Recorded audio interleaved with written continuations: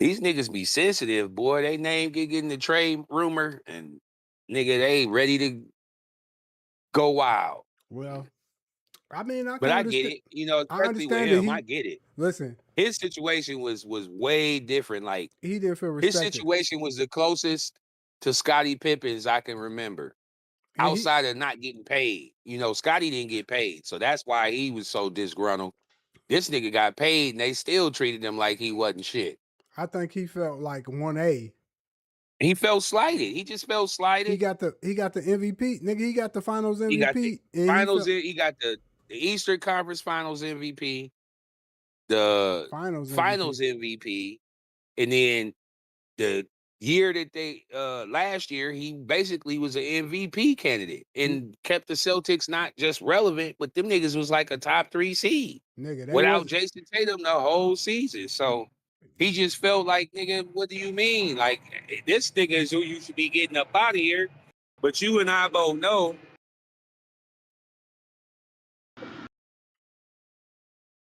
what you was saying. What happened? You broke the up. airplane going by. Oh, I'm surprised you didn't hear that. nah, man, I don't hear that shit, man. You That's got noise crazy work. cancellation on your I shit. live right next. Yeah, it must be because I live right next to the airport. Nigga, me But too. anyways, the nigga, the nigga had opportunity at, what I mean, like to showcase what he could do. And I personally, I could be wrong. I personally don't think Jason Tatum would have been able to do what he did without Jaylen Brown. I'm gonna be honest. I just don't. I just don't see it. I could be wrong. I could be wrong. Now we gonna see. Listen, We gonna see I'm this listen. year. I'm gonna be honest with you, bro. I think that they've been getting where they at because of Jaylen Brown. I don't think Jason Mm-hmm. Tatum is that. This is just me. He got an alpha dog. That's how I He feel. got cussed out. I'll tell you one story that he told that let me know he's not an alpha dog. He was on Duke. They was losing, and they shouldn't have been losing. To a team they shouldn't have been losing to.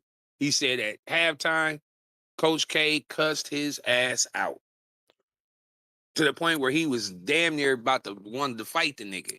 But he came out and he killed. He had like 20 something, 25 in the second half, and they won. That let me know right then and there that you aren't self-motivated to push yourself against bums. Yeah, he's You too. you play good against some niggas that's cold, but you and I both know the NBA rigors of the 82 game season. You gotta have Jordan mode. You gotta find a reason to bust the Washington Wizards ass.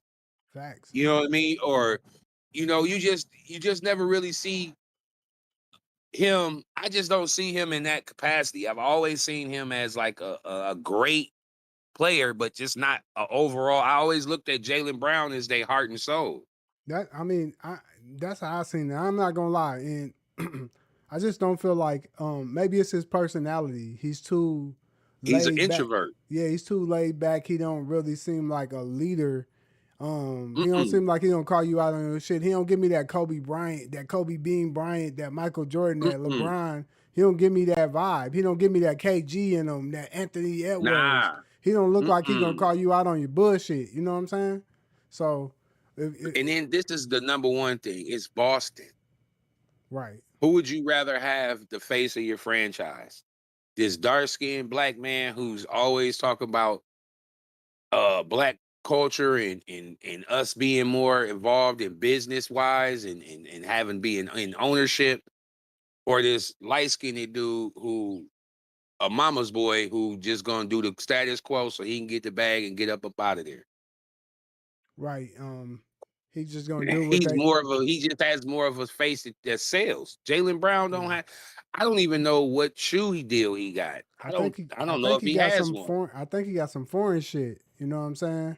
You know what I mean? Like it's just it's he's not a market to me. I could be wrong, but I just don't see him being that marketable. Facts. Not in Boston. No, Now that's Philly, facts. they gonna love him. Philly, he's a Philly type of player. He plays That defense. He plays hard. they gonna respect him. He's got passion. And they've always bigged up, they bigged up AI. So I know they're gonna big him up. Now that's fact. That's fact. He's the total, he's pretty much AI bigger, but just with more uh cachet as far as like his business sense and just his overall intelligence. Like the man had like a 4 something at Barkley. That's one of the hardest schools in the country. That's like that ain't no, there's really no big of a difference between them and Stanford other than the name. The academics are damn near the Yeah, same. facts. I tried. I didn't even realize it. I thought Cal would have been easy to get into. Man, when they sent me my transcripts back, like, yeah, buddy, you don't ever have a 3.5. We don't take people under a 3.5 GPA. Nigga, they be Not having with so many not unless restrictions. they're in state. You know what I mean? Like if I'd have lived in Cali, I might have had a chance. Nigga, But that out of state scholarships, they wanted 3.5 minimum. You had to have a 3.5 GPA minimum. nigga that Now, I ain't granted, gonna this lie. was years ago. Things Nah, might have that shit ain't changed, but nah, that shit ain't changed, brother. No, it didn't. That shit all the same, nigga. When I tried to go to a couple little schools, nigga, them shits was like 3.5s, nigga. They wanted the ACT test to be like, nigga, be at like a 25, nigga. I'm like, shit. Nigga, right, I got like a 19, nigga. I was like, shit, it's over for me, shit. You know what I'm saying? bro. I got an 18. I think I got 18 the first time, and then the second time I got a worse score. I can't remember what Nigga, it I got was, a, but I it got was like a worse than the 16 first on one. the second one. I got like a 19 on the first one, like a 16 on the Yeah, second one. I think I stressed myself out on the second one. And I Nigga, did. I took the first one just on the humbug, like you know what I mean. Like they was like, "Oh, we're giving SAT test. You can take it your junior year, then you can take it again if you feel like you need." And I was just like, I'd seen a whole bunch of girls that I was cool with going to do it, so I'm like, "Fuck it, I'll go with y'all." So I did it on the humbug and got an 18. So I was like, "Oh, okay." And then they're like, "Well, you could improve it." Man, I did worse. yeah, cause at first, up in Minnesota, that first time they gonna let you take that shit for free. So I took that shit; it was free. I Right. think the second time I had to pay, and Oh, okay. for some reason that payment, Mm. nigga, with that payment one, I did trash. And then I think also just going in there knowing that like nigga, your shit on the line, nigga. Mhm. I'm thinking like game winner, nigga. I'm missing free throws and Yeah, everything. Fuck I it, wasn't Morris Chestnut in Boys in the nigga. Hood. I was terrible, Ricky. man.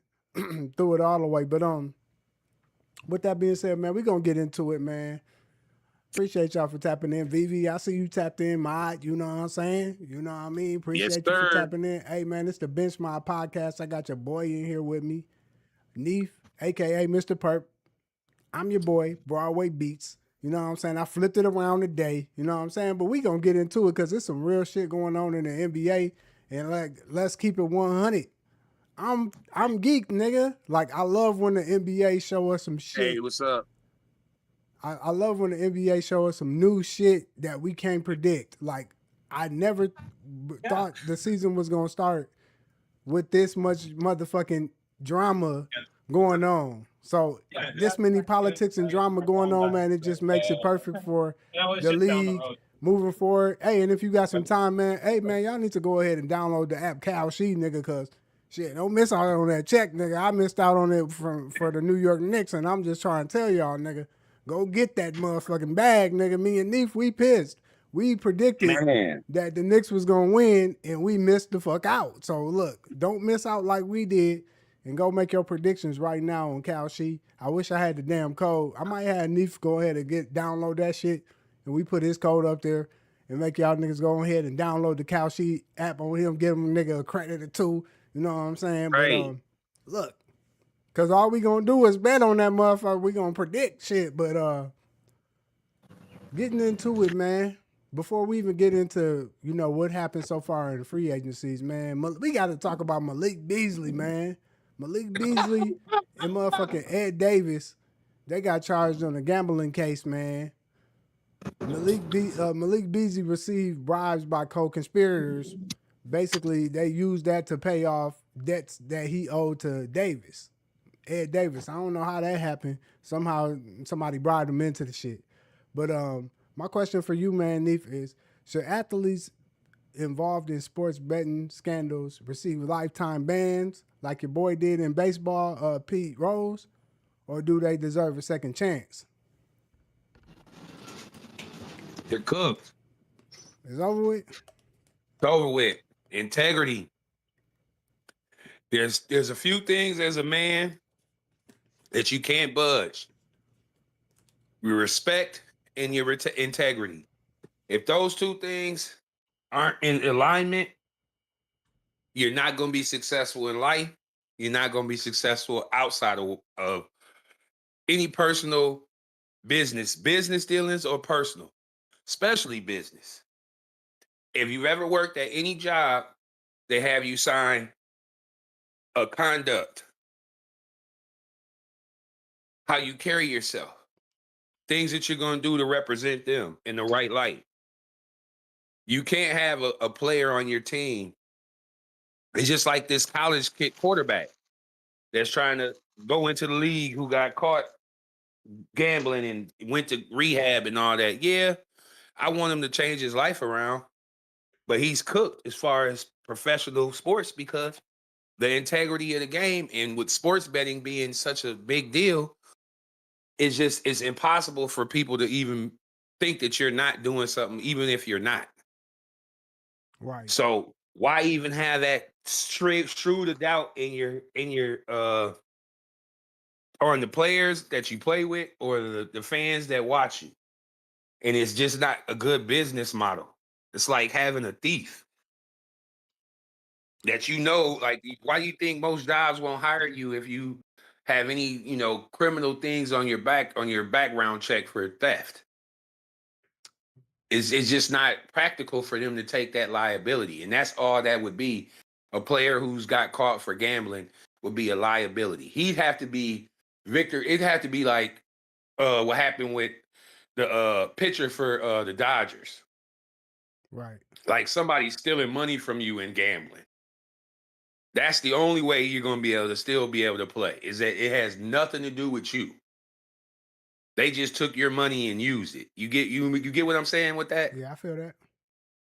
So it's just impractical. It's just not. I just don't see it happening. I could be wrong, but I don't think I'm wrong on this. I think this is 100% the way that it's gonna go. The college quarterback from Texas Tech, he might get a chance just because they can't technically keep him out. But if he don't get worse than what Shedeur Sanders happened to him, which means undrafted, then I know it's a lot of politics and it ain't money or financial. It's skin complexion. I can feel you, man.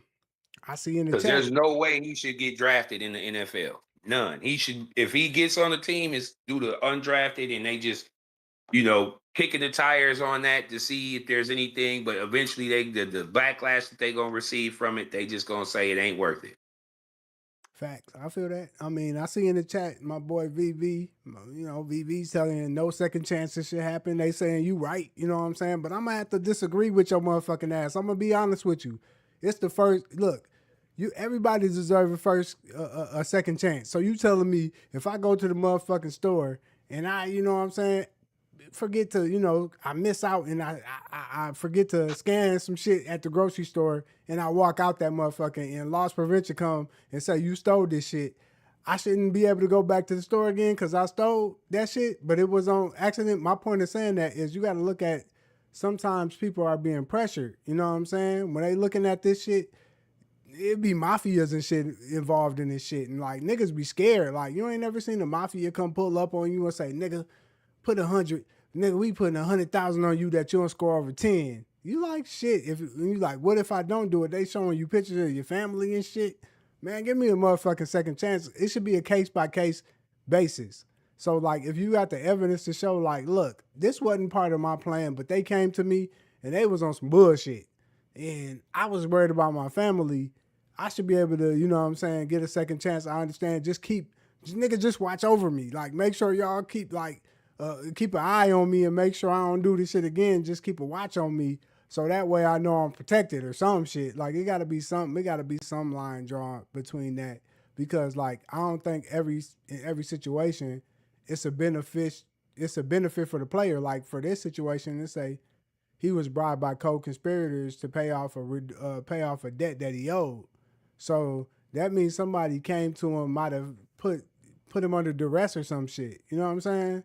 Like this might have not been his choice.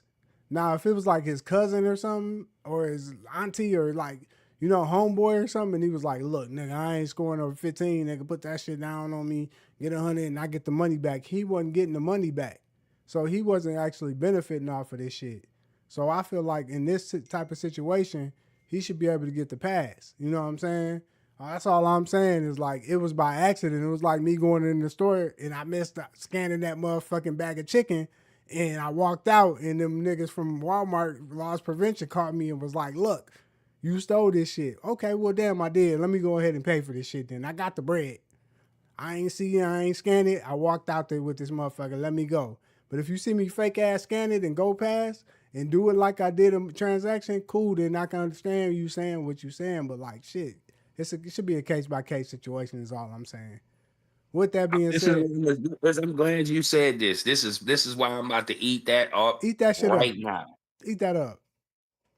2-piece, extra spicy, Go ahead. just like I like it. That happened to me. Okay. I was in college. I was at a grocery store. I had bought all my groceries. I had a $2 stick of deodorant. I had it in my hand. I gets done paying for my stuff. Didn't look at the receipt. I thought she saw me. She never scanned it. I should have, at that point, that's on me. I should have said, you know what? You never scanned this. She didn't say nothing. I thought I got away with some shit. That's what I think what happened with Malik Beasley. He owed somebody else. Ed Davis is an NBA player. He's True. not thinking that the nigga's gonna be able to put some pressure on him like that because he probably was in the mix with some niggas, which it sounds like he was. Right. So that's guilty by association. That's like getting in the car with somebody who you cool with, who might, it ain't no might. You don't even know what he got going on, but you get bumped and now you're in the mix. And instead of him saying, you know what, I'd rather just owe y'all this bread, pay y'all what I owe. I'd never do this because I know this could cost me everything. He went ahead and did it. Just like I went ahead and took that deodorant thinking, oh, I got away with some shit. Right. I walk away. I don't even get 2 feet out the store before who comes taps me on the shoulder? Loss prevention. Hey, Right. you didn't pay for that $2 stick of deodorant. Oh, I got you. No problem. I thought she rang it up. I didn't even look at the receipt, knowing damn well I know she didn't because she didn't even scan it. Right. I got the $2. They like, okay, come back and pay it, but we gonna ban you for a year and we gotta take a picture of you. This is what he tells me. I don't know. I'm thinking that's worst case scenario. What ended up happening? Do you want Benchmile? You want me to tell you what happened? Man, tell us what the fuck That happened. that wasn't just a picture to keep me out the damn store. That was a freaking mugshot. He was undercover police. He Right. wasn't just loss prevention. So I leave. This is right before summer break. I leave college. I go back to Minneapolis. I never went back to that college. Years go by. I'd say 3 or 4 years go by. I moved to Tennessee with my baby mom. She gets pregnant. I move back to Minnesota. We get it. We both get jobs at the same company, but just on 2 different level floors and 2 different departments. Okay. We both got training the same day. Right. We go to our first day of training. Second day comes. I go in. My name and tag and everything is gone at my desk where I was sitting at. I'm like, the hell's that? But the trainer isn't in the room yet. So she finally comes. When she comes, she looks dead right at me and says, Michael, can you come in the hallway and talk to me? I go in the hallway. She's like, I really like you. I think this might be some type of mix up or something. Maybe you could get this figured out. But until you do, we have to terminate you right now. I said, what? Terminate me for what? She said, because you have a live warrant in the city of Virginia. I said, a warrant? A warrant for my arrest for what? So she gives me the paperwork. I call out there. It's from the $2 stick of deodorant. I Wow. got charged with theft and had a court appearance that I never went to. So now I have a warrant out on my arrest. So I have to pay my parents to drive me to Virginia, Minnesota, go to court, pay a fine. The judge tells me the worst advice. That's why if you now you have Google and you have all these other avenues, chat, so you can find out for yourself. But he tells me I don't have to put that on any record because it's a petty theft and it's gonna be off of my record in like a couple of years or something. He said. It ain't He's never like, but go if you off. ever if you get a job opportunity, you don't have to put this on there because it's gonna be taken off or whatever. However he explained it didn't make sense, but that's what the judge is telling me. Fast forward to some more months later, I end up getting not working there after a little while and trying to get another job. I get the perfect job at the particular time that I wanted. My baby mom got it at the same job working at Best Buy Corporation. I had more experience than her, so they were willing to pay me like $4 more than what they were paying her. I get the job. The day before training starts, I get a email that it's like I really didn't understand. So then I called the recruiter at Best Buy. He tells me they had the email is basically saying they had to take the job back because of something I didn't put down on my criminal history. They had I you the tell fuck him up. the same thing that the judge told me. He says, I don't understand why he would have told you that because had you had just put it on here, you would still have the job. But the fact that you didn't put it on here is the reason why we had to take the job back. So what I'm saying to you and what I'm saying to Bench Mob is this: your integrity and your respect has to be at the very forefront, especially if you're a black man. You don't have the luxury to have little hiccups in things that you do, especially when it's in the eyes of the LAW. So that's why I really have to disagree because, like I said, his morals and his integrity weren't intact, just like mine wasn't when I was a young bull. Man, look, saying all that. So, VV in the chat said, man, they said the point is that the point is if your teammates are betting on losing the game on purpose because of money or for points or whatever it is, he'll do it again. They said that deodorant became more expensive. And I'm like, damn, you know what? That's facts. That deodorant definitely came And more deodorant cost me triple time, quadruple time right. what it was for versus the $2 if I'd have just paid it. We wouldn't even have this conversation if I had just paid the $2 for the deodorant. Facts. That's So, facts. and that's years of distance and time with that happen. So that's why I'm saying, like, it's just no coming back from this from him. Like, You no basically matter saying what, this is gonna be. you saying basically regardless, it's gonna be it's still within his track record. No matter if they try to wipe it off, it's still gonna pop back up. No matter where how you try to slice it, it's no ways around that shit. So I get what you're saying. Man, yep. Um, so my question for you is with this happening with the gambling, does this expose a bigger problem with professional sports, or is just an isolated incident to you? Oh, this has been the problem with professional sports forever. But now that we have this nationwide gambling, it's only gonna get worse. It's only gonna get worse. You greed and humanity are always gonna be tied hand in hand. As long as people can make money off of misery and money off of people's situations, and you and I both know they always say these professional players be going broke. Facts. So you're always going to have an unlimited resource of players who have burnt through their money and or gamblers, degenerate gamblers like Damon Jones. Man. So you know what I mean? Like this is just the tip of the iceberg. It's only gonna get worse. Like we're gonna find out about somebody with more cachet. It's gonna be a player or a coach or maybe a ref or a GM. Somebody else of a higher stature is gonna get bumped, and eventually they're gonna get into where you're only gonna be able to bet on certain portions of sports.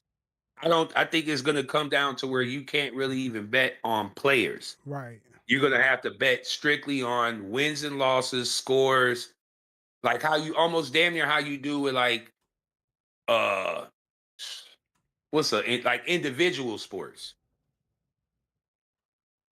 Right. I feel Like that. the whole team, like you can't just bet on this particular player. You have to bet on the whole team to do this. Kind of like more like Vegas sports betting. Vegas sports betting don't allow you to bet on the player. You got to bet on the spread, like how many points is going to be at halftime, how much do you Now, think they're why do going you to win think that by. is? Why do you think that is? Why do you think Vegas, who was started by the mafia, only allows you to bet that way? Because they know what we're saying is true. It's always going to be players that you're going to be able to compromise, or Well, coaches, or assistant coaches. There's always going to be someone on this, somewhere in that facility where you could probably muster some information from on player stats. no, that's facts. I mean, I'm gonna be honest. I think sports betting has just always been operated and ran through like mobs and mafia. So I feel like it's Absolutely, always going to be kind of rigged a little bit. You know what I'm saying? So absolutely. I have to agree with you. I think this exposes a bigger problem because for one, we able to sports bet on different apps right now. So there's multiple apps Mhm. that you can sports bet. They got different ways. They got different schemes and shit. You can bet on 10 players and shit.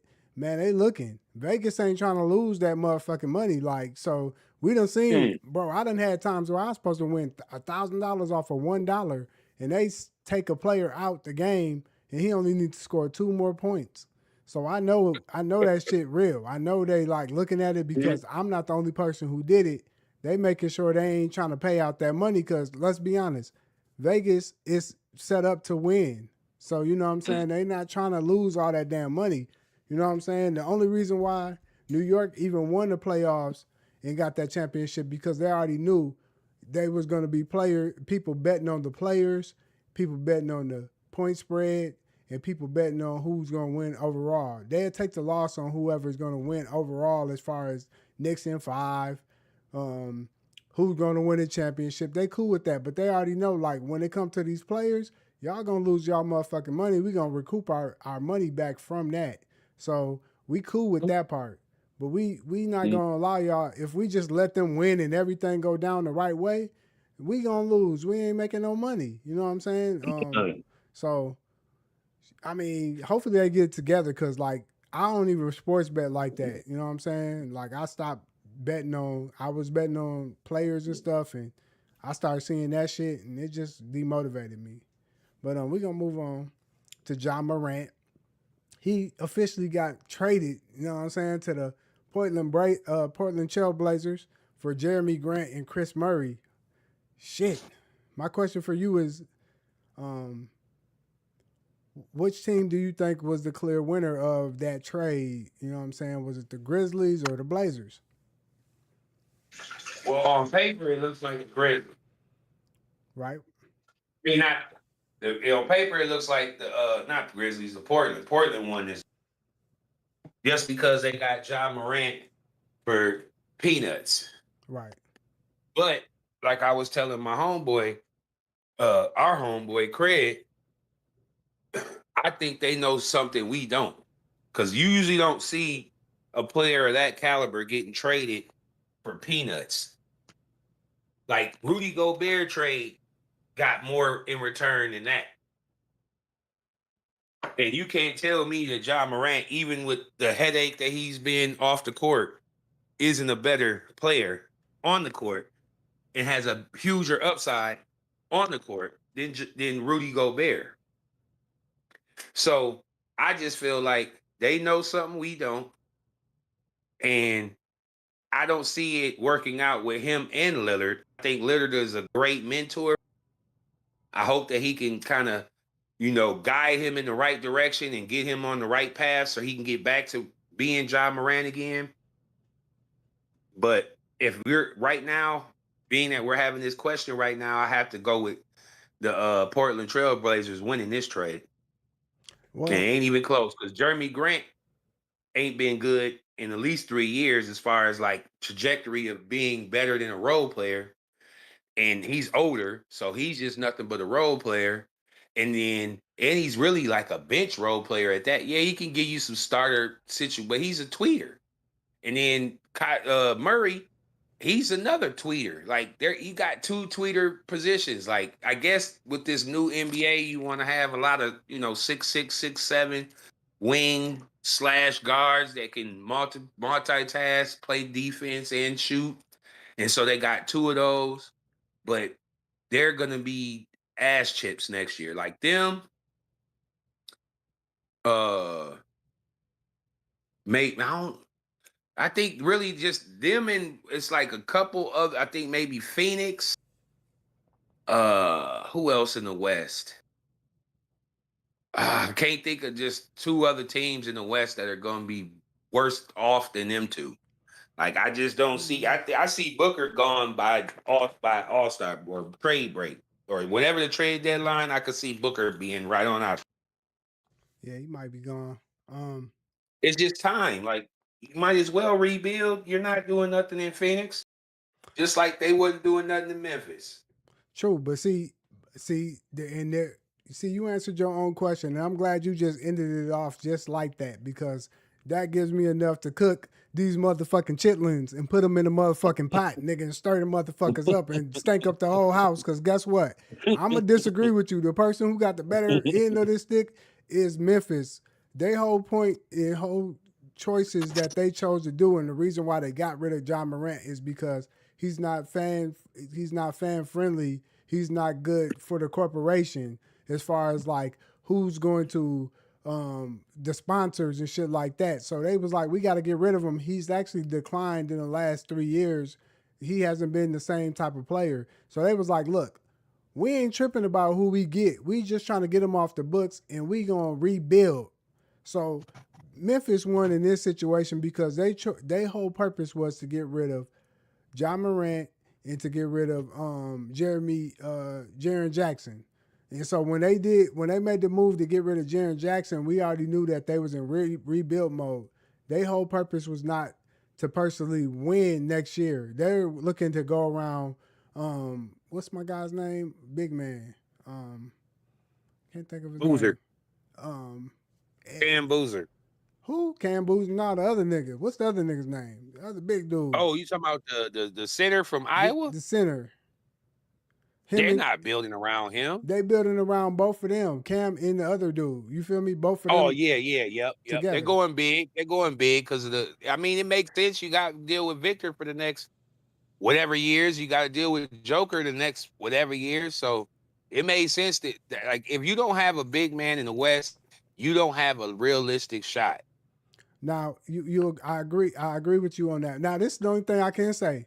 I understand why you said the only reason why I understand why you gave the Blazers a win because when you look at this trade, what this reminds me of, and Bench Mob, y'all might be too young for this type of shit, but like nigga, I'm one of them ones. I was watching basketball back in the motherfucking days when Minnesota Timberwolves ain't have shit, when motherfucking Phoenix Suns ain't have shit, when it was only Michael Jordan and the motherfucking Houston Rockets and Utah Jazz and New York Knicks. It wasn't no too many other teams really doing it in the Supersonics. But let me cook up and let me tell you who this remind me of.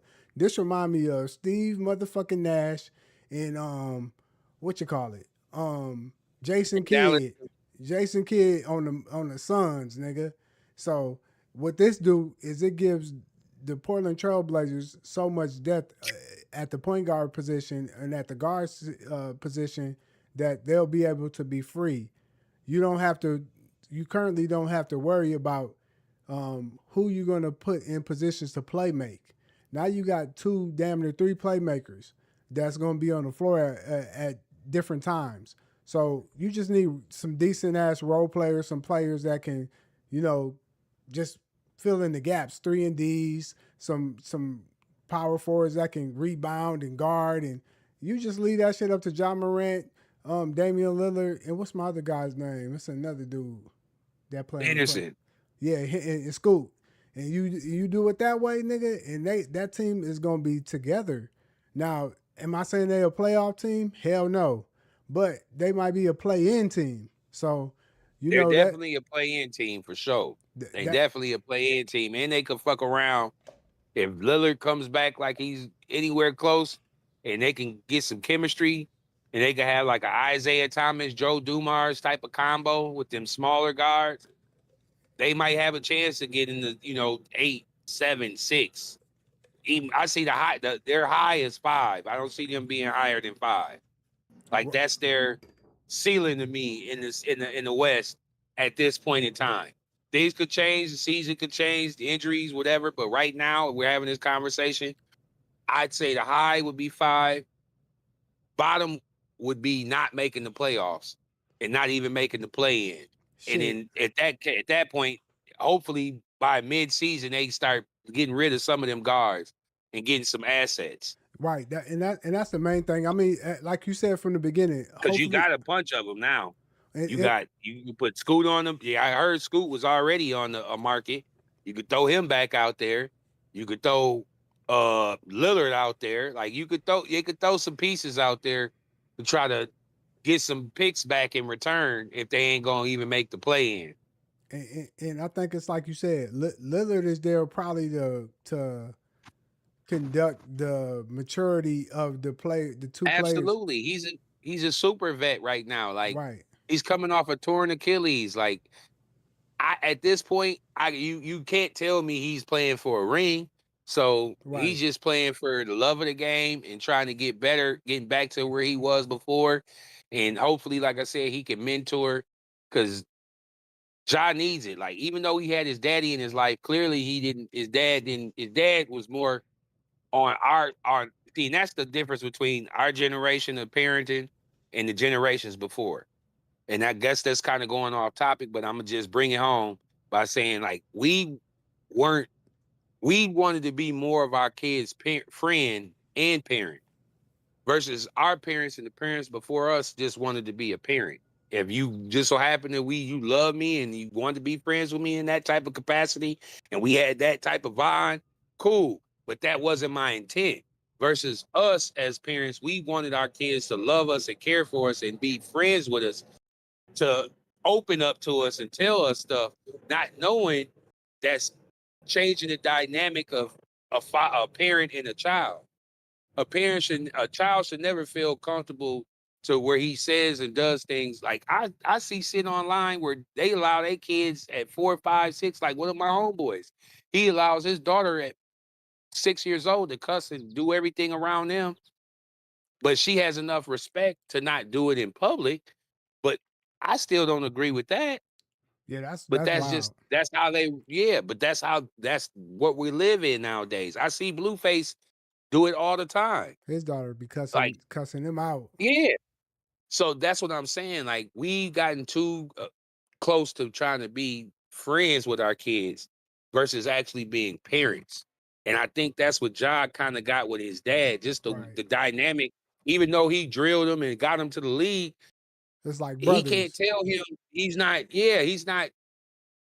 There's no reason if your dad was really on you like that. There's no reason for you to move like you did outside off the court, to where you got in trouble with guns and stuff. Like you should have had. He would have instilled that in you. Like I said, the integrity. Nigga, So I'm gonna be honest. My dad wasn't even in my life like that, and he wouldn't let me move like that to this day. Shit, he'd be, especially not as a superstar, he'd be on my ass like he was there the whole time. You hear me? let me say this. I don't know that man. I hope that man, I'm sure he did have those conversations with his son. You and as a parent, I know once they get to a certain age, especially your son, you gotta let go. Right. There's nothing you can do. You can say certain things, but he's always gonna move at his own. That's called letting your nuts hang. Bro, my son, I told my son his junior year of high school, I said, if you don't have a plan on what you want to do, I want you to go to the military. Oh, Dad, I ain't never gonna do that. I mean, not never, but that's not something I really want to do. Okay, son. I just want you to understand the reason why I'm saying this. And I broke it down to him. I said, I had the opportunity and I didn't take it because I felt like it was something that I was scared to do, and I just didn't push myself to do it. I let other people influence me, and I still feel like if I would have went and did that, my life would be a lot different. Right. And I know the benefits that come with it. I seen my grandfather, his brothers. I've seen people. One of my close friends, he was a knucklehead goofball. Went to the military, came back, and he's been nothing but up since. That was Man, 20 plus years ago. my nigga So I've Chuck. just seen. Hey, my nigga Chuck love to be. I mean, my nigga Chuck living good. I'm talking about eating snacks, getting fat, nigga. That's what I'm saying. And he's younger than me, retired. Right. So that's what I'm saying. Like I saw the benefits of it and what it could bring to my life. And that's why if you don't have a plan, son, that's why I'm pushing you in this direction. He like, okay, Pops, I get that. Junior year go by, he talking about college. Senior year go by, he talking about college. Senior year over with. He trying to get into college. It's a lot tougher and financially, I don't have the money to just give him to pay for scholarships. His mom don't. So he's trying to figure it out on his own. Where is my son right now? He in the military.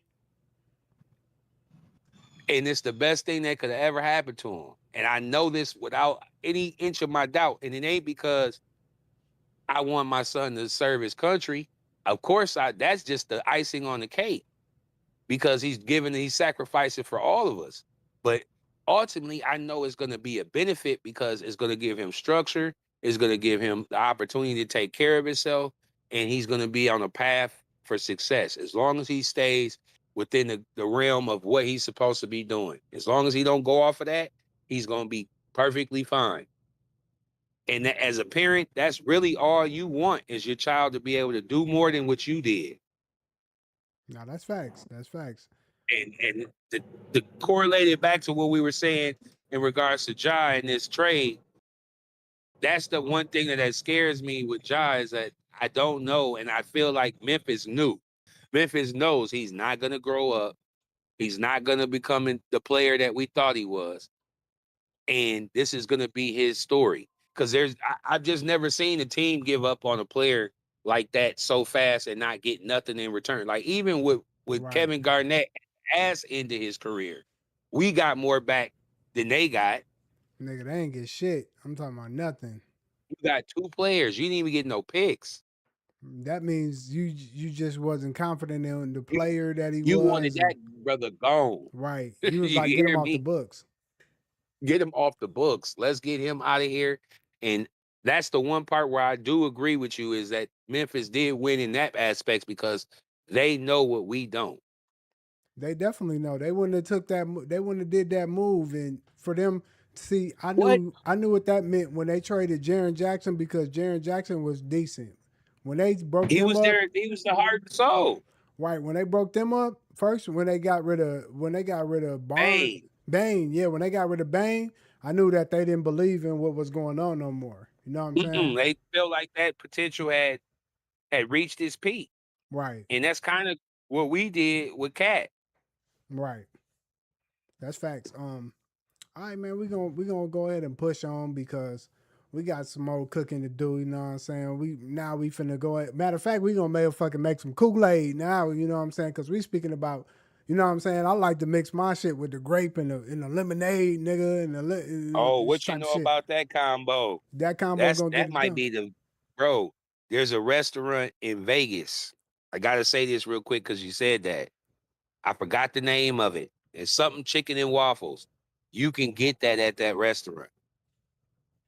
You can get different Kool-Aid combinations together. And it's perfectly sweet. It ain't overly sweet. It ain't underly sweet. Somehow they didn't figure it out, the combo, and it's perfect, bro. I go there every time I go to Vegas. It's damn, what is the name of that fucking restaurant? You ain't talking about Bitch Mob, if Roscoe's. anyone. You talking about Roscoe's? No. Roscoe's is in LA Okay. No, they or got in one in. I California. think they got one in. They ain't got no Roscoe's They over don't there. got one in Vegas. I've been to Vegas. I It's don't some know. it's no, it's not Roscoe's. It's something else, bro. Mm, And it's fire. It's fire. I go there every time. I told you that's where I ran into Donovan McNabb and I treated him right to his face. I seen Zab in Vegas.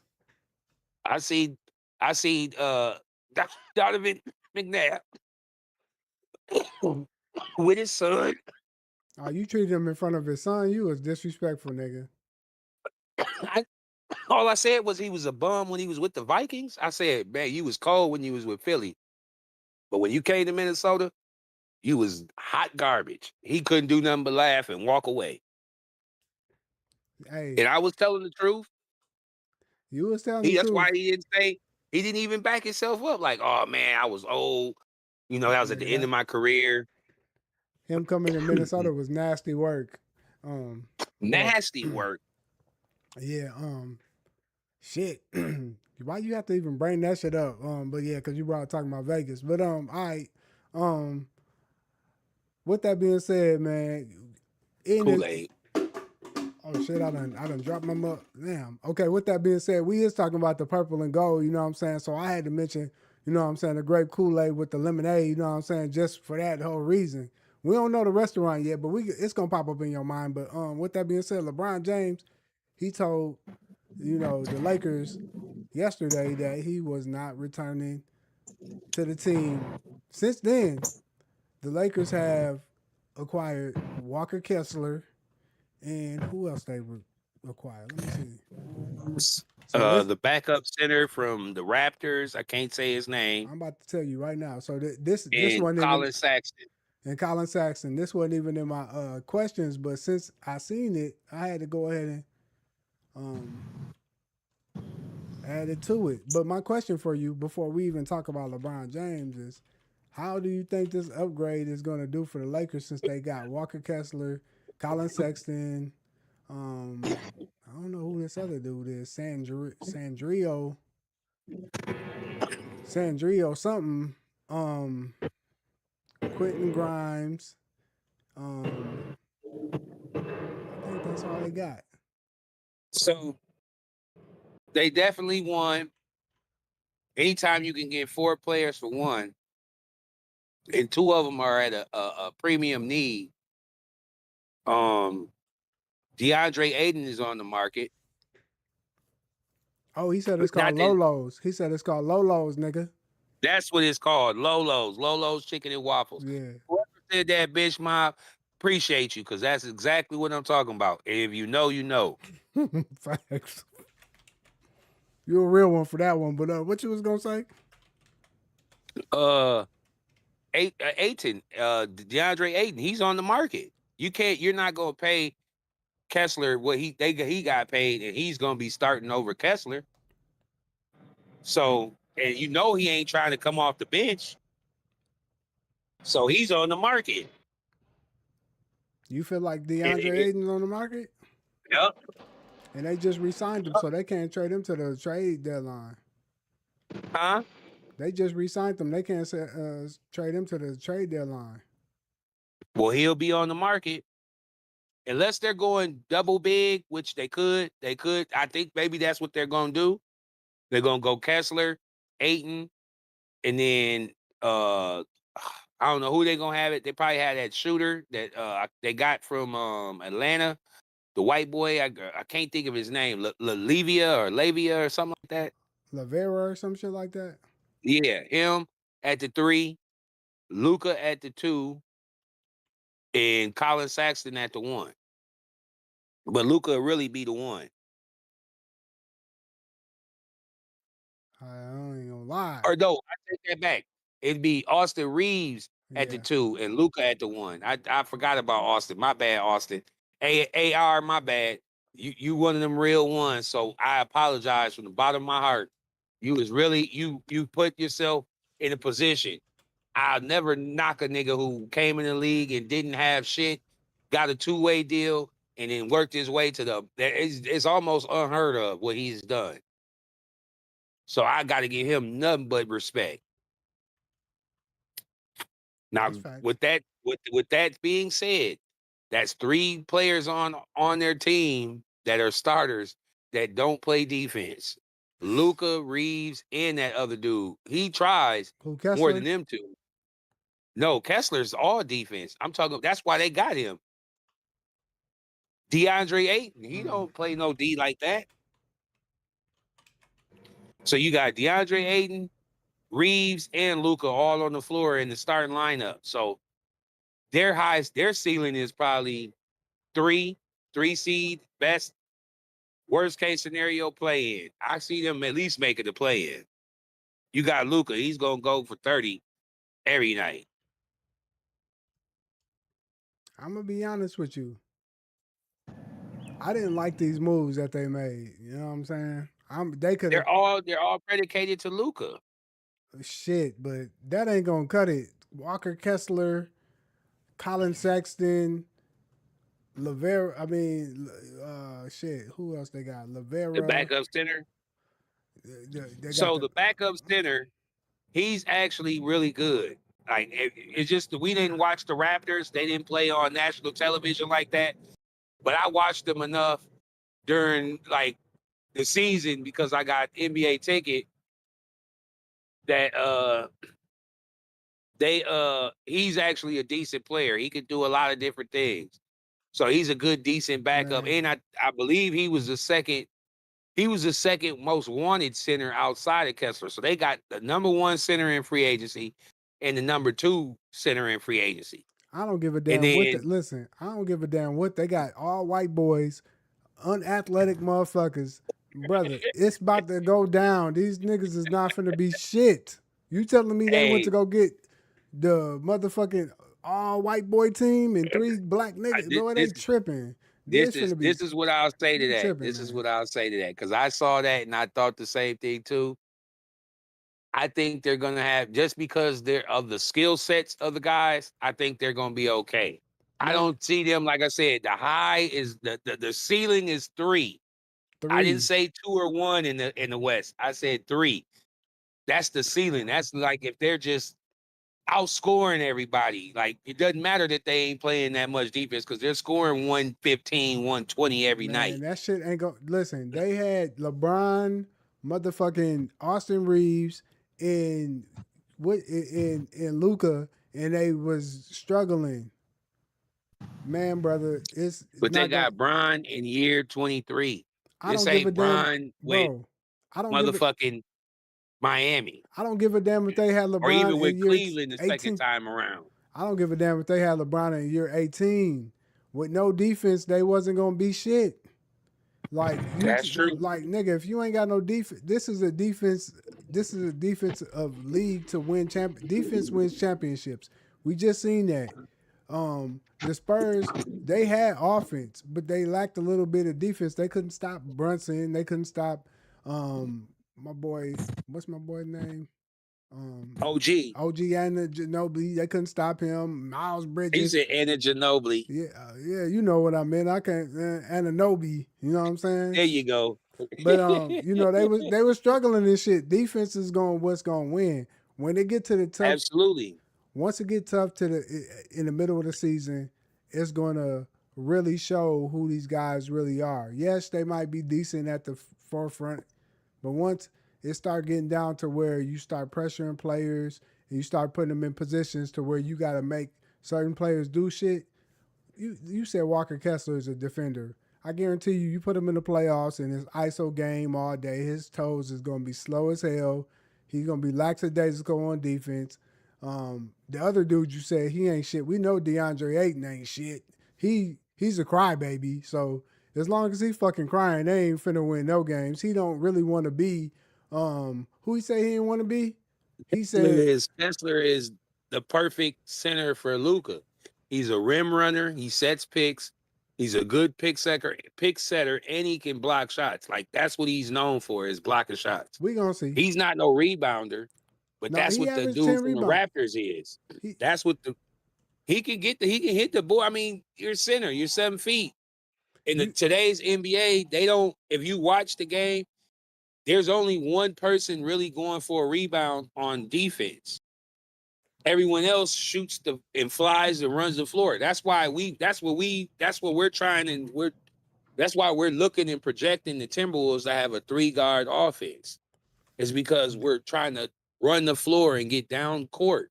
and see, you see how That's you the new just NBA to avoid having to run plays and play have to deal with a good defense. The only way that you can do that is to be able to run the floor and get them in transition. and you see what and you just said. So look, they lack depth. So they got these players, but they don't have these players don't do shit. Walker Kessler averaged 14 points a game, 10 rebounds. Like he's gonna get over there with Luka. He was with Utah. Like let's be honest. So you don't think that's gonna go up a couple Did you think notches? that Kevin Love was gonna go over there and play better when he was with LeBron? Did he play worse? Did you think Chris Bosh was going to be at least decent when he got over there with LeBron? Or did he play worse? When you get over there with some motherfucking dogs, we going to see who you is. Niggas was turned But out to be poodles, nigga. I ain't got time to be playing with your ass tonight, man. These niggas is some poodles, I cuz. don't think 14 points on a bad team equates like he might not have 14 points with a good team. He might have 12. He might have 10. But Man, he's gonna average 12 rebounds. He might average man. 5 blocks Okay. instead of just, that's what I'm just So looking let at me it ask you from this. his Let me ask that's you not this. his skill set. His skill, the two players that you just said were scorers. They averaged 20. I That's a understand that, big but difference. That's a big difference. I understand that, but what I'm saying is this. So when Austin Reeves has an off ass night, then you telling me that 12 points is gonna pass. No, what I'm saying to you is that they're building the team like everybody else is building your team now, which is you have a superstar and then you have a bunch of role players. It could be Saxton's night. Austin Reeves ain't popping. It could be, believe they still got Hachimura. No, Like, they don't. He's in no, they free don't. agency. He's in free Oh, agency he's in right free now. Yes, sir. agency. Damn. Well, that ends that. Well, they got all. What's it, Dalton, No, they the white don't. boy? I don't think Dalton's on Oh, the he's team. in free agency too. I think Dalton. Let me see. I'm gonna check. He was a rookie that Man, they brought back in the trade when they traded for that center that they didn't get.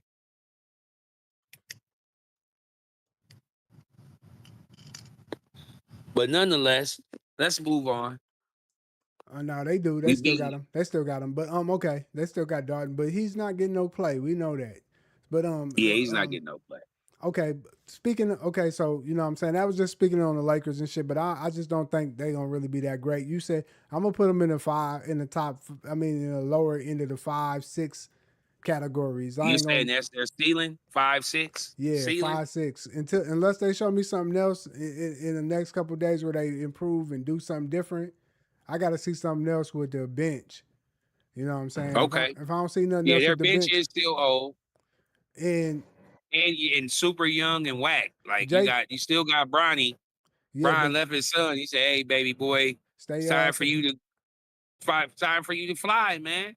It's just time for him to fly. You've Listen, been riding on my coattails your whole life. this is You good. know what I mean?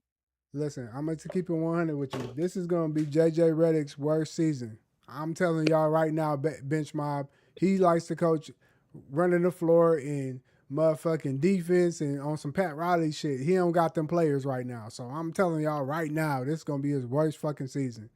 With that being said, where's the best landing spot? Because we were speaking about LeBron. Where's the best landing spot for LeBron to go? You know what I'm saying? Since he ain't returning, where the hell would you like to see him go? What's the best team, my G? For him to get a chip or for him to just Where would you like to have see him go? success. The If he best team. wants to get a chip, he'd have to go back home. Okay, Because then you have an easier path to the champion, to at least the finals. true. Facts. If he wants to add to his legacy and possibly get a chance, I don't. It's a very, very slim one, but have a chance. He'd go play with that boy Wardell, Wardell, yeah, that would be a nice look. I ain't gonna lie. just because the knowledge of the game, the shooting prowess, the passing ability, those two things you don't really lose shooting as the older you get. I still can see Reggie go in the gym right now and go 20 for 30 from the 3-point line. We can still probably see Mark Price or Larry Bird go whatever, and they're well over 50, 60. Shooting really, once you have that shooter's touch, that don't really, your athleticism leaves, but your shooter's touch don't leave, and your IQ ain't gone. And Steph still got both of those. And he's going to be relatively healthier coming into this season, being that he didn't have a late playoff season and he was hurt going into the end of the season. So that would be very intriguing. It would be must-see TV. Anytime they play marquee games or against marquee teams, everybody be tuned in. And I could see that really adding to the legacy of both of them players, especially if they're able to do some real like go to the finals or something, or go to the Western Conference Finals or something. But as far as like easiest path and where I want him to go, I would say I want him to just go ahead, go back home and get it, finish where you started, like everybody else does. I mean, I that's feel just that. the blueprint to the league. Outside of Bone, Bone retired as a Wizard. I'm gonna be honest with you. Before I seen what happened earlier today, I was gonna say Cleveland or the Warriors. But we all both know they just said, you know what I'm saying, money is not the option. Money is not the main important factor. So, with that motherfucking being said, they just traded Jalen Brown to the 76ers. What would make the most sense for LeBron is to take his ass to Philly and go play with Tyrese Maxey, Jalen Brown, and Joel Embiid, and then my boy, what's my other boy name? What's the nigga name? Um, what's my boy name that played for Well, you talking about the 77 kid? the young nigga? Yeah, what's the young nigga Yeah, name? yeah. I can't think he's his African name too or something, I'm about to but see. he's cold. I I'm, know who you talking about. He's cold. I'm gonna look at. You know, I got to pull it up just so I can see. Oh, Edgecombe, VJ Edgecombe. Edgecombe, yeah. So So you you got Maxie, Edgecombe, and Brown, and then and throw then you the want Brian, yeah and then Embiid. Oh Embiid. man, That's ooh nasty. wee. I didn't even think about that. That's a road to the Ooh wee. championship, my G. I'm going to get that. If I'm Philly, I'm doing whatever talks we got to do that. And they just got Wade back, so we'll let Wade come off the bench. We don't even give a damn. But when I think about that, I'm like that'd probably be the best situation for Brian to That get is that a ring. nice fit. Other than that, hell yeah. Like if I had a choice to say who I would like to see him play with, it's gonna be Steph Curry. Definitely Wardell. You know what I'm saying? Just because like on the nostalgic side, they both from Akron, Ohio. You feel me? So it would be like two hometown kids from Akron, Ohio, They was coming born at the together. same hospital, Born in the same hospital. So a that would, lab. you feel me? Like you can't beat They that put a shit. they shot Steph Curry with, we're going to enhance his abilities. His dad was a shooter, but we're going to enhance this to all time. LeBron's dad was an all world athlete. We're going to Exactly. enhance this to greatness and see what happens. That, now that's the perfect situation now. Like you know what I'm saying for the storyline to go back to. I mean to go to Golden State. Absolutely, that's a legacy builder right there. You Yeah, you, you went and you teamed up in your old. It's different if you team up at your prime. People look at you like Kevin Durant, but if you team up with somebody at the ass end of your career and y'all can actually do something together and y'all are the predominant players on the team, that'd be no one in history in the NBA has ever done that. You gotta Exactly. think Kareem won with Magic. Uh, a old ass Gary Payton won with a young D Wade, Shaq. Like, usually you don't get that story level where the vet and the vet get to team up and they able to do something special. Yeah, my guy in the chat said, man, Cleveland for the movie, man. That can be the complete story. They said, man, he ain't getting another ring, so they saying like That's shit. that's that's what I said. That was my spit. That was what I said. He said they Cleveland, squeezed the juice. Hey, they say they squeezed the juice out of LeBron James. They said he made what? billions of dollars, man. He might as well just going back home. So I feel Yeah, that. man, going back home and but the only issue I don't know. I don't like I that just don't squad. see a chip. I don't No. see a chip with that squad, but I see them at least getting to the Eastern Conference Finals.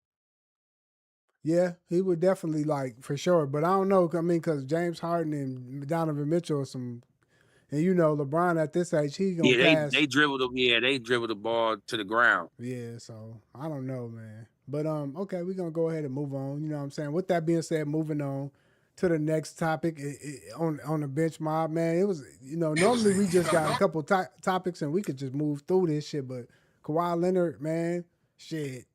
The Clippers they done got rid of Kawhi Leonard and moved him on for the trade. I can't remember. I don't know who they traded him for. I think it was some damn near picks. Oh no, it was. I think they traded him for Brandon Jennings. I mean Brandon Jennings. I called him Brandon. That's crazy work. Brandon Ingram. Brandon Ingram and who else? There's one more player that I can't think of. I'm gonna have to pull it up. Oh, and Brandon Ingram and Grady Dick. You know what I'm saying? Pause. You know what I mean? You know what I'm saying? They got him for them two. In return,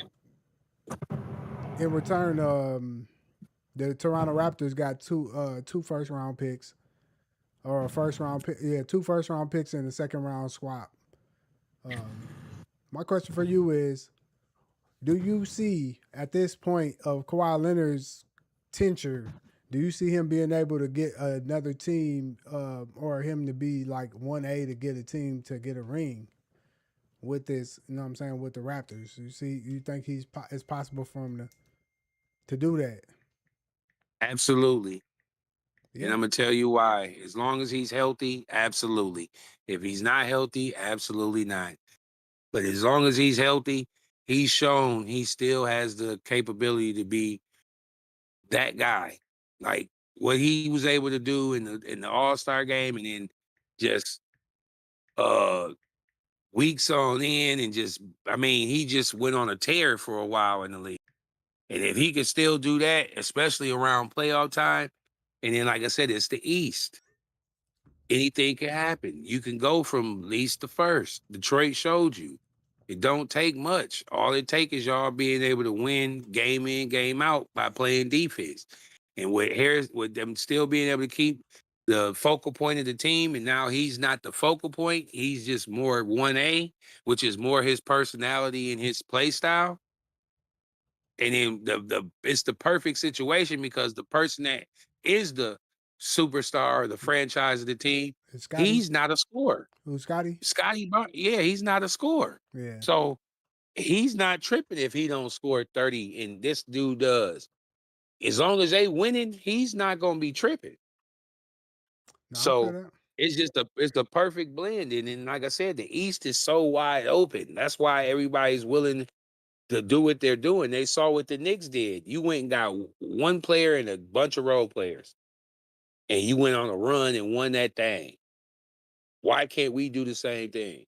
We get one player. We keep most of our good core players. Brandon Ingram, I love him to death, but he's the streakiest. He's the closest thing to John Starks I've seen in the league. Man, he ain't been consistent his whole career. That's probably been the That's what I'm biggest saying. That's downfall of John him. Starks. Yeah. That's John Starks. John Starks might give you 35 one night, and then the next three, he's gonna give you 12. Yeah, that I think that's the downfall. That's why the Pelicans got rid Why of he's him. bunny hopped. That's why he's bunny hopped. Yeah, That you need, He and went it from the Lakers to the Pelicans to the Raptors, now to the Clippers. and And he's definitely ain't even close to 30. He might be 26, 27. let me see. I can tell you how old he is. Yeah, I was gonna say, he was looked upon. They was comparing him to KD, so KD. they was looking for him to be like the answer to to be able to lead a team. He's 28. You know what I mean? So they was looking for Okay. him. Still That older ain't than I that's thought, still but he still ain't in. He still ain't even in his prime, and he's like these is probably supposed to on be the his best year. 15, 14. Yeah, you know what I'm saying? It's supposed to be his best years playing basketball, and he ain't been consistent his whole career. Um, with that being said, I don't know, man. I seen you know just just thinking about the Clippers and all the talent they had over there, and Kawhi couldn't really stay healthy, and they didn't really live up to the expectations. I really don't have too many expectations for Kawhi. I don't know if the exception that you're saying is if he stay healthy. Well, if he can't stay healthy, then he doesn't have what it takes. So it's like you got to put him on a minutes restriction. He been doing that his whole fucking career since San Antonio, and he still get hurt. Of course, like last 2 years, probably he been played the most basketball, but you're looking at the projections of hopefully he can stay healthy. Hopefully he can be out there like Zion Williamson and don't twist his ankle and got to sit the shit down for 65 games and then come back during the playoffs. So with that being said, I'm gonna say I don't think he can do it no more. I think he's surpassed his most highest potential to be able to do it himself now. If Scotty Barnes can be more of a playmaker and a more of a scorer, then yeah, I think it can happen. But him being a 1A on the team, I don't think it's possible for Kawhi to do that. So with that being said, what team do you think won the most from the trade, the Clippers or the Raptors? Definitely had to say the Raptors because the Raptors opened up their window that they didn't even have.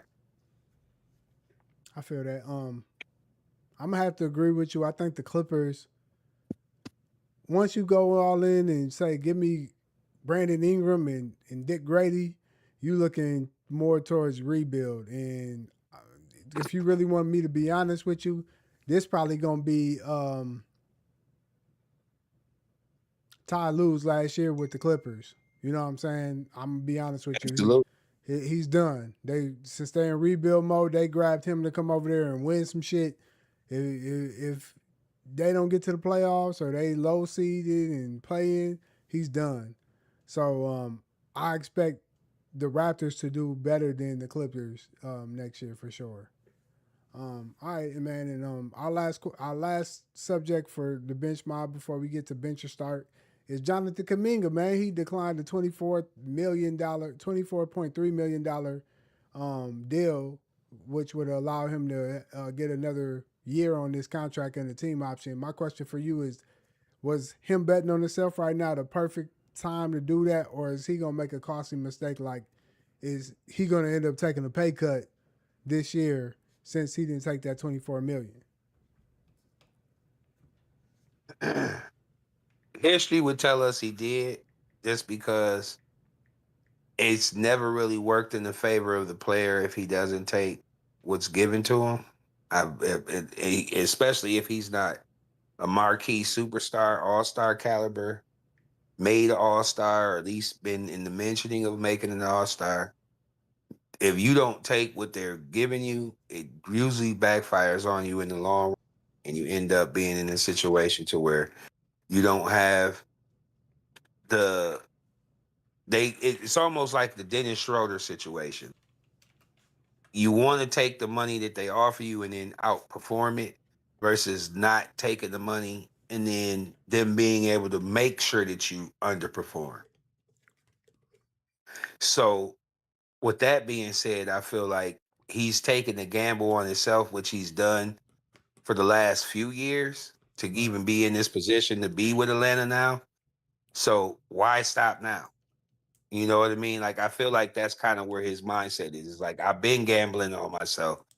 why stop now? Because if he does outperform, he's gonna get the bag from somebody. That's So facts. I don't. He's always been kind of a tweeter player to me. Like he's big enough to play. He plays his game is more skill set wise for like a power forward, but he's built more like a bigger two guard. Like I wouldn't even consider him a small forward because he doesn't have the handles for a small forward for me anyway. He could get away with it, but I, the way his game and his skill set, he's more of a power forward type. But he's only like 6'7", 6'8". Right. So with that being said, then he's never really shown me the ability to be a lockdown or aggressive defender.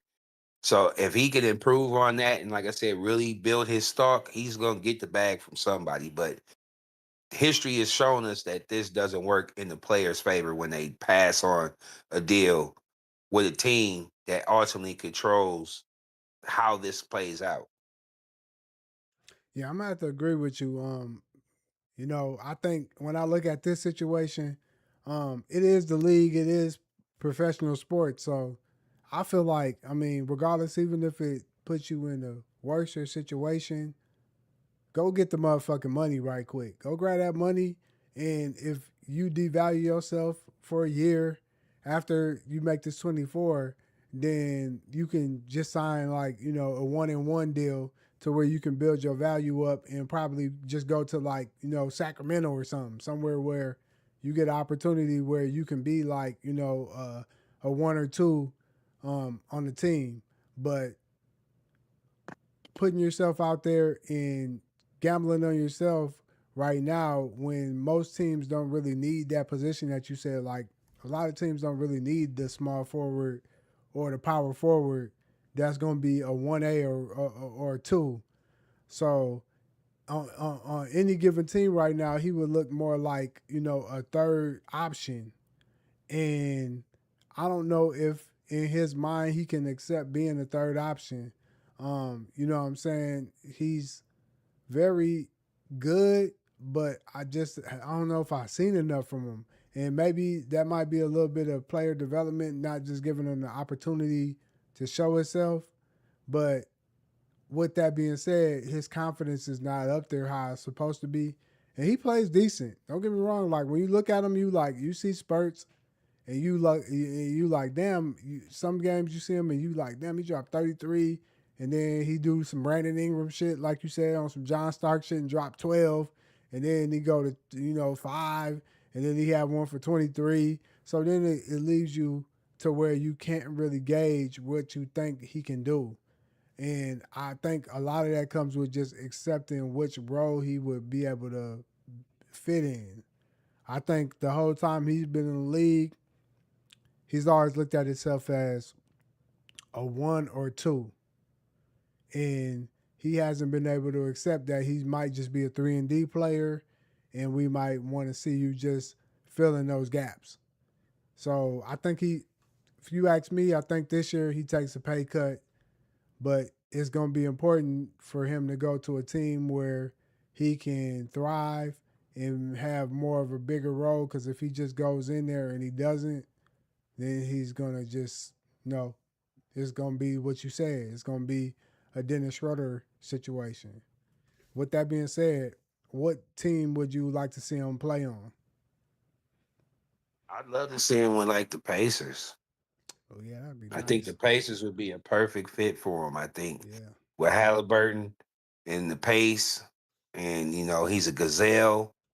You could throw him at the three, you could throw him at the four in certain situations, and he can be a mismatch. I think the Pacers would be a perfect fit. And with Halliburton really being the man, but again, not a pure scorer.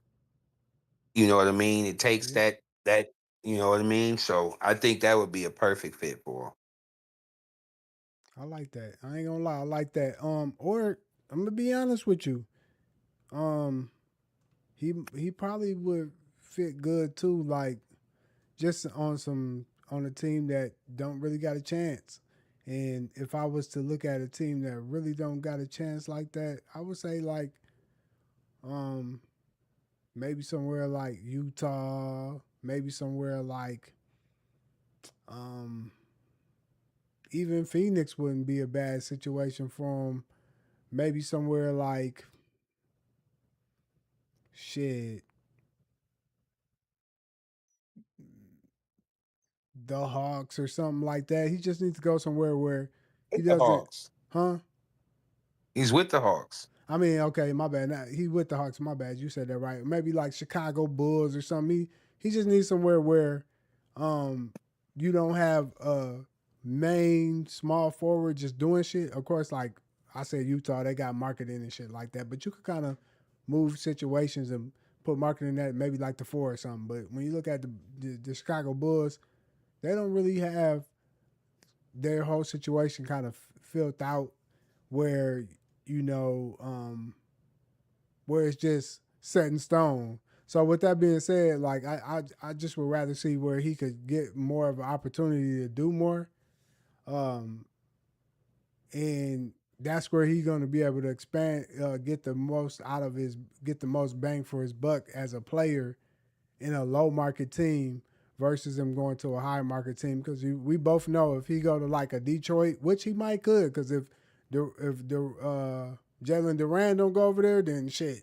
I mean, I wouldn't look. It wouldn't be bad to throw Jonathan Kuminga over there and try to plug and play him over there, but he's not gonna be what he think because you got Thompson over there, you got Cunningham, you got some shit over there. You know what I'm saying? So you want to put him in the market where he can over exceed. To me, that's where he's gonna do the best. But with that being said, we're gonna go ahead and move on because I don't really give a damn about Jonathan Kuminga like that. You know what I'm saying? But Fact. we're gonna go ahead and bench or start where you put that shit on the bench or you start that shit, man. Bench or start, man. Music Show Child or D'Angelo. Oh man, this was a tough one. Just because I really rock with D-Lo, man. He was rest in peace. And I think I told you about the story. I thought I was trying to be real player, and I was playing some D'Angelo and blowing me a little J Bone in my room, Yeah. and forgot Mom Dukes was on her way to the crib.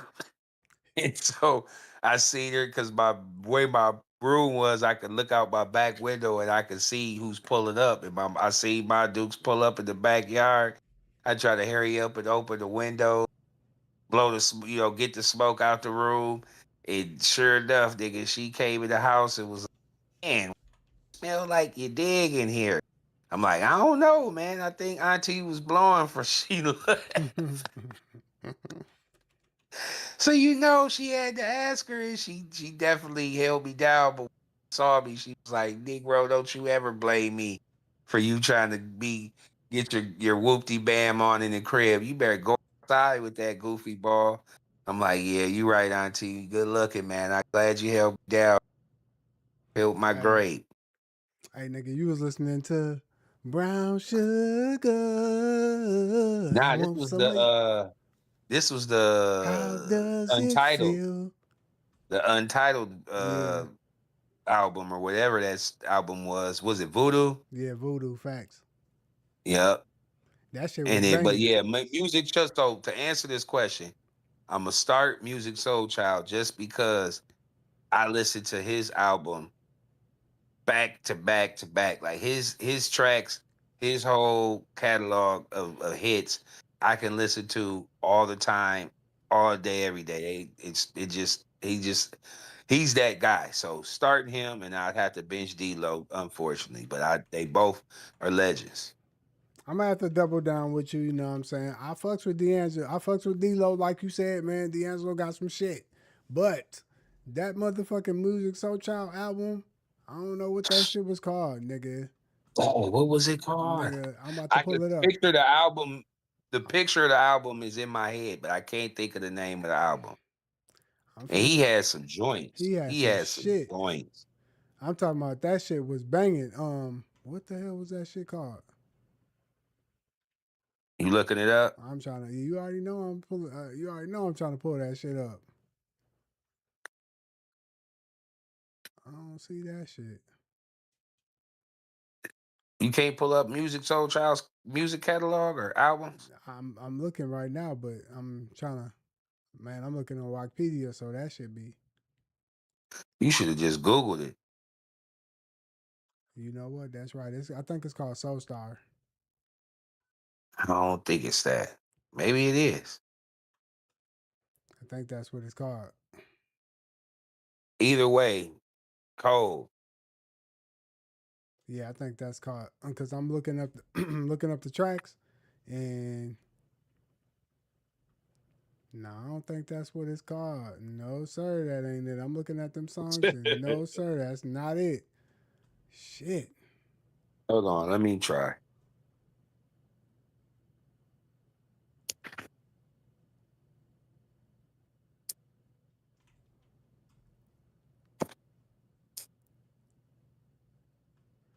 Is it Just Listen? Is that what it's called? Nah, that ain't what it's called.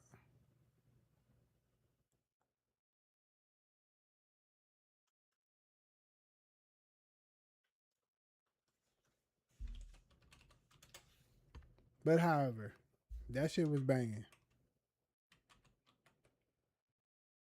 I can't even say it. It says it's called You and Me, You and me. but it's spelled Oh AIJUS. yeah, okay, you right. Yeah, it's facts. That's it. That's it. That's facts. I just put it up. Yeah, it's called like I don't know how to say that shit.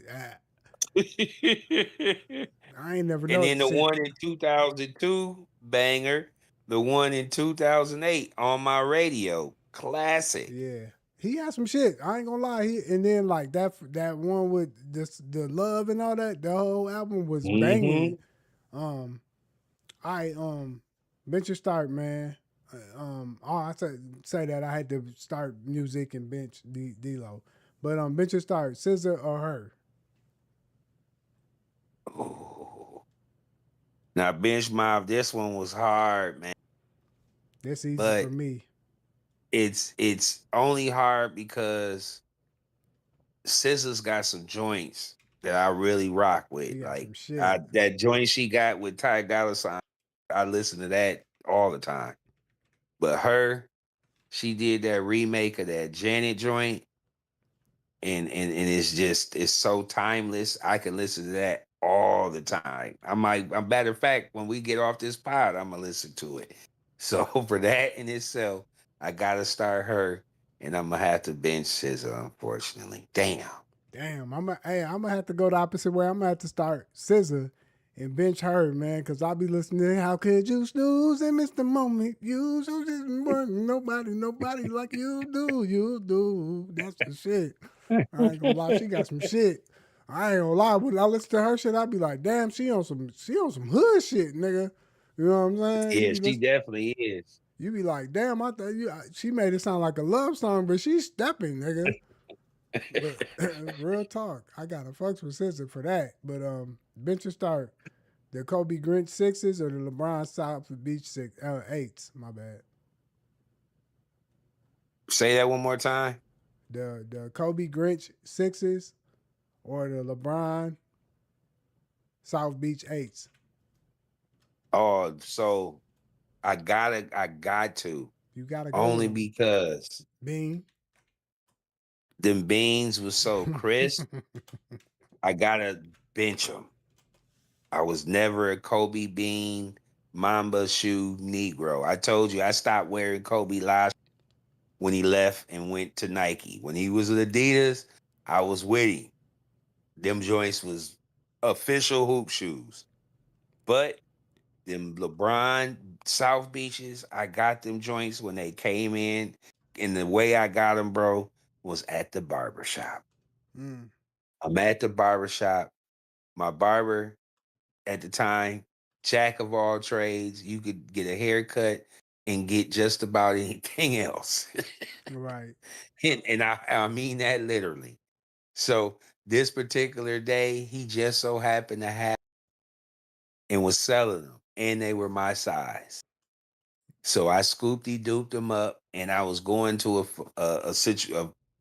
a situation, and I went and got a fit to go with them. And everywhere, everybody, man, where you get them, man? Them was sold out, man. How'd you get them?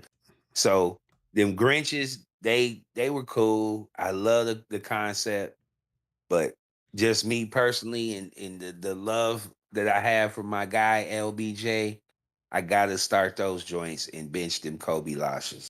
I ain't gonna lie. Them Grinches look like they'd go perfect with a Ken Griffey Jr. jersey. Nigga, them bitches would go stupid. Real shit. But I'm gonna have to be honest, man.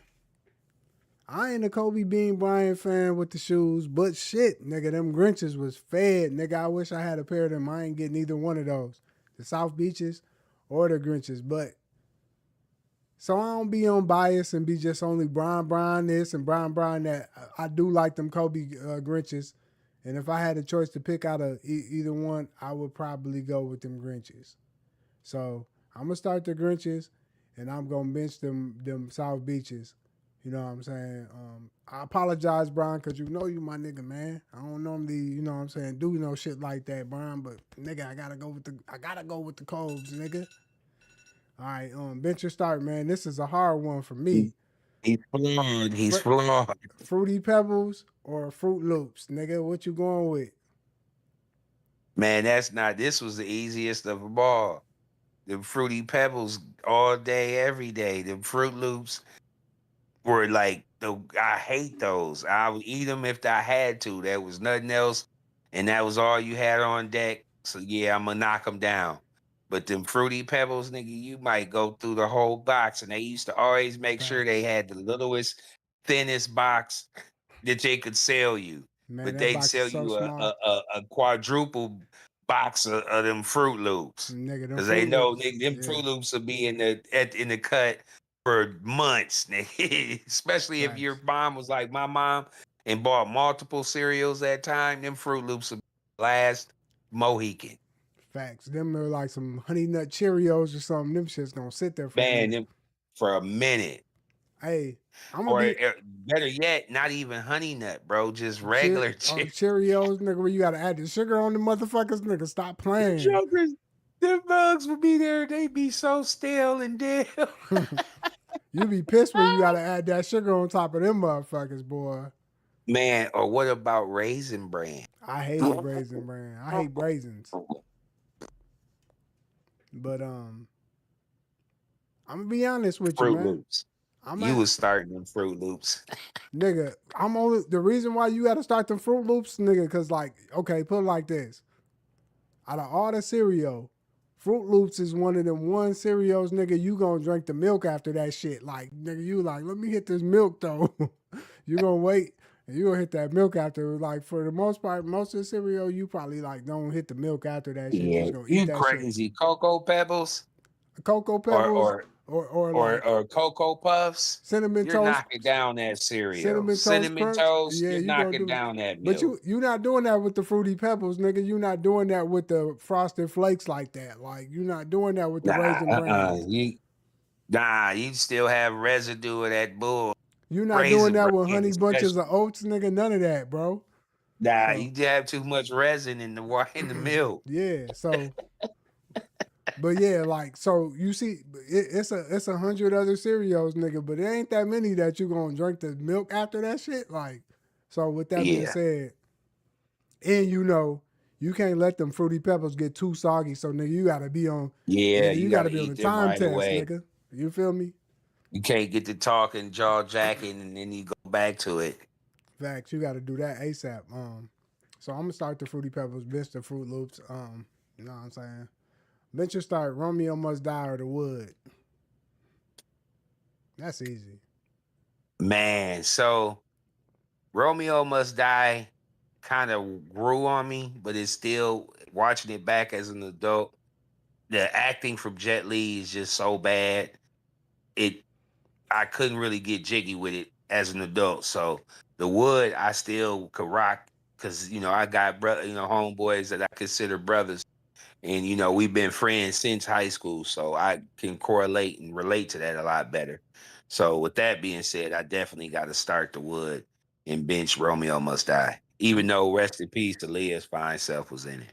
She was. I'm gonna have to double down with you because like you said, I done had homeboys and shit was relatable. Like, you know what I'm saying? At one point, nigga, in school, like, shit, nigga, you was lying. Like, nigga, we had a couple years, I had a couple times where I was like, shit, I banged that shit out, boy.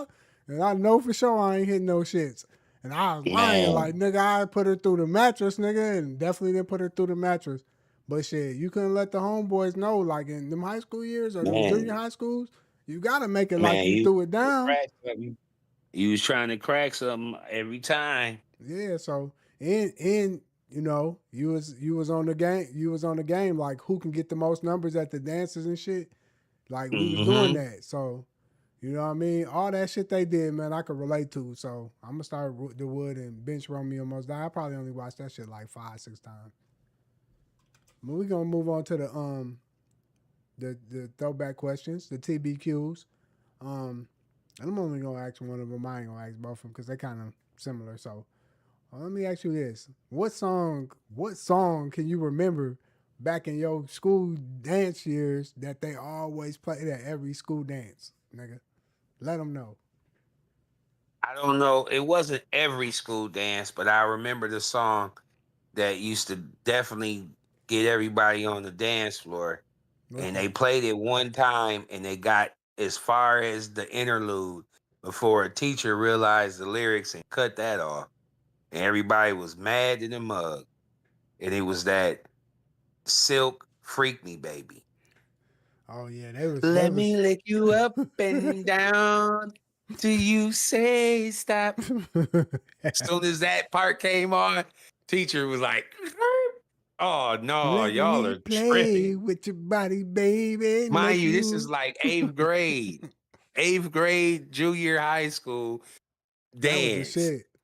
I ain't gonna because lie. they let one of the homies DJ. Mm. Like one of my classmates was DJing. So he was following in suit, you know, he was playing some Jodeci, you know, it had everybody going. I think he might have played some Mariah for the girls, but then when it was about that time, he said it, he's hey, I'm getting ready for y'all fellas. And sure enough, that freaked me, baby. Soon as we heard that, everybody was trying Oh. to grab their little shorty and Mhm. get and the teacher was like, "What? Oh, you little niggas think y'all slick. She seen y'all bumping and grinding on that motherfucking dance floor and was like, What?" skirt, skirt. Um, for me, every dance I could remember from probably elementary to high school, shit, they always play at night. I think of you. I want to be a late. If your game is stronger, give me a call, boo. That's the shit they always play. I ain't gonna lie, that was always the shit to get you going. Like, okay, that was the one that played at the roller gardens. All that Man, shit, like for man, real, I for used to real. love, man, the roller gardens. Oh, goodness. Man, hey, that was the club before the club, nigga. So That was getting us ready for it. yeah, hey, I thought the roller gardens was popping I used until tell me you didn't was I the only one that used to be nervous in the mug walking in that line. nigga, I thought the roller gardens was popping until I went with y'all to what you call it, man. What was that? Skateland? Skateland, yep. Nigga, Skateland was like the club, nigga. Boy, shit. Nervous, nigga. At the roller gardens, I had a little bit of it was some fine shit up in Skateland. Nigga, they ain't What? missing there, boy. Shit. That was the gathering. You gotta think that's the borderline suburb of the north side. Facts. Okay, man. Before we get up out of here, man, we gonna go ahead and Neef, he gonna drop us with a nug, and we gonna hit y'all with Neef's nug, man. So my question for you, man, Neef, before we get out of here, man, let everybody know what's the most important thing you learned about humility. That it is something that you're either born with or I shouldn't say born with because that's something that's taught. So I would say it's something that you're taught, something that you're taught by your parents or the people who are significant caretakers for you, whether that be a mentor or a big brother or big sister or you know mom and dad or grandparents. humility is something that is lost. It's a lost art in the world that we live in. And humility to me means having compassion for yourself and it can definitely having compassion for others and being more than humble in your approach on how you treat people, especially people you've never met and you don't know. I went to a concert last night and it was a couple of times where somebody bumped into me. And before I could even react, a couple of those times, someone said something back to me in response to like, "Oh, my bad, bro." And my response back to them was, "It's all good, you know. I appreciate the respect." That was my response to both situations. And that's all that, I could have took that and had some type of feeling about it. Oh, maybe he's bumping me on purpose or, being kind of tipsy and thinking outside the box or letting my feelings and emotions take me into a different mindset. But as a man, especially, your humility is one thing that can keep you alive. Facts. You know what I mean? Keep you out of a bad situation with your interaction with the police or your interaction with a damn nut. So I always teach my son, you always show respect to everyone. Now if a person gets in your personal bubble and is aggressive, now you have to defend yourself. But until that's the situation, you should always be the bigger person and be the man to walk away from the situation. Because at the end of the day, your life is always important. And humility is the one thing that I see has cost a lot of young black men, unfortunately, they life. Facts. That's facts. That nigga spitting. So that's one of the main things I would stress to anyone who's dealing with, understanding what humility means. It means you just truly being comfortable to be okay and be outstanding in regards to your respect to a person, even if you don't know 'em. No, that's Joe facts. Schmo on the street, Susie Q on the street. If you cross and pass, look them in the eyes. If you're looking, especially if you catch eye contact, hello, how you doing? Hopefully, have a blessed day or have a good day. You know, doesn't take you nothing. You just never know how you interact with that person you might come across that person or somebody that knows that person years down the line and they might remember that interaction versus you walking directly past that person and never saying nothing. No, that's facts. That's facts.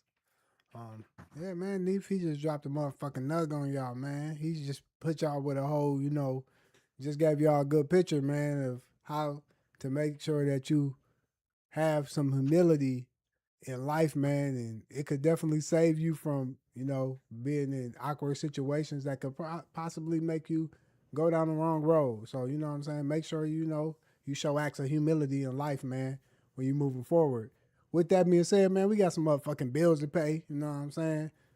So we gonna get the hell up out of here, you know what I'm saying? We started a little late today, but you know what I'm saying? Hey, slow progress is better than no progress, man. Neef, let them know something before we get up out of here. Man, like I always say every week, man, I love and appreciate all the support. Continue to keep us locked in. We're gonna do more and more content. Y'all gonna eventually see me in the future. So I ain't just a voice that y'all hear.